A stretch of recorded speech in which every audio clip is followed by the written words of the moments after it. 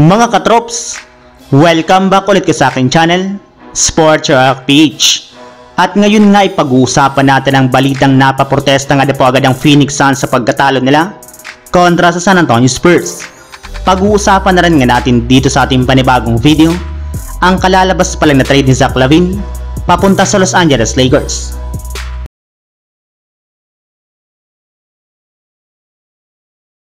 Bago pa man nga po mga katrops, magsimula ang laro ng Phoenix Suns at San Antonio Spurs ngayong araw, ay limado na nga po talaga dito ang Suns, since bukod nga po sa home court nila gaganapin ng kanilang laban, ay sila naman nga po ang mas malakas at mas eksperyensadong kupunan.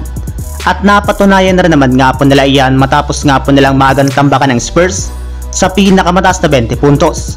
Kontrolador naman nga po nila sa simula ang kanilang game dahil sa pagiging dominante ng kanilang mga players sa pangunguna ni Kevin Durant.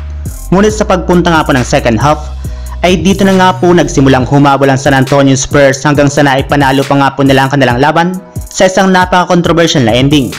Yes, lamang pa nga po sana ang Suns ng isang punto sa huling 6.5 seconds ng kanilang game, ngunit sa ginawang inbound nga po ng Phoenix Suns kay Kevin Durant, ay agad na nga po siyang tinriple team ng Spurs hanggang sa naagaw ito ni Keldon Johnson, na agad rin naman nga pong sumalaksak sa ilalim ng basket na siyang rason ng pagkapanalo dito ng San Antonio Spurs sa score na 115-114. At sa pagtatapos nga po ng kanilang laban, ay agad na nga pong nagreklamo sa referee ang buong Phoenix Suns sa pangunguna ng kanilang head coach na si Frank Vogel.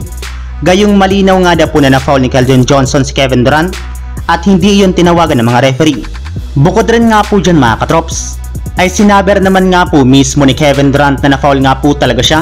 Gayong hindi rin naman nga po niya mabibitawan ang hawak niyang bola kung hindi siya na-foul.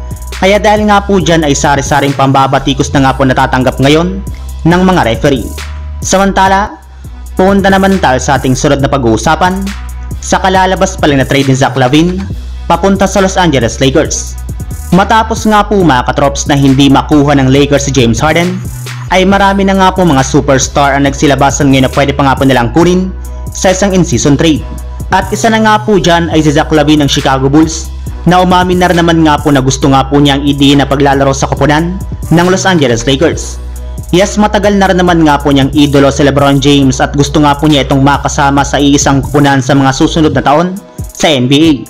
Well, dahil nga po hindi na ganun kagandang pinapakita ang muli ng Chicago Bulls ngayong season, ay binabalakan na rin naman nga po ng kanilang team na i-trade ang kanilang mga superstar na sina Zach LaVine at DeMar DeRozan. Kaya mukhang magkakaroon na rin naman nga po ang Lakers ng chance sa pagkuha kay LaVine sa pamamagitan ng isang blockbuster trade.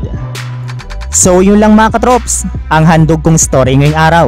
Sana nag-enjoy kayo, please like and subscribe my YouTube channel, Sports React PH, para sa iba pang story at update patungkol sa NBA. Kita-kits muli sa ating susunod na video.